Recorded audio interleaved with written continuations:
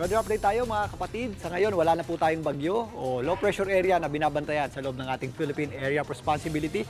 Ito na lamang habagat o southwest monsoon ang ating prevailing weather system sa malaking bahagi na po yan ng ating bansa.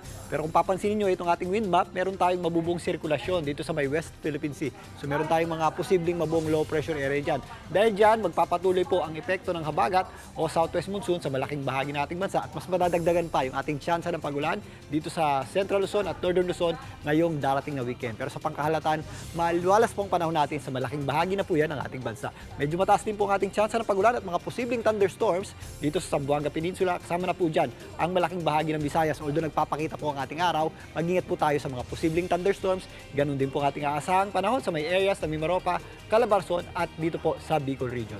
Sa Metro Manila ngayong weekend, magpapatuloy po ang ganitong klaseng panahon. Maganda po ang sikat ng araw sa umaga. Hanggang tanghali, mainit po ang panahon natin.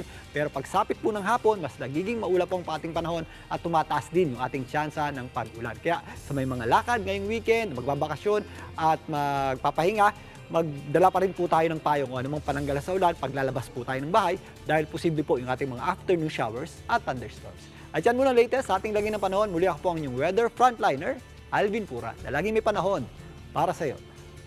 Mga kapatid, Cheryl Cosing po. Maging maalam at may pakialam sa mga napapanahong issue at headlines. Mag-follow at mag-subscribe na sa social media pages ng News 5.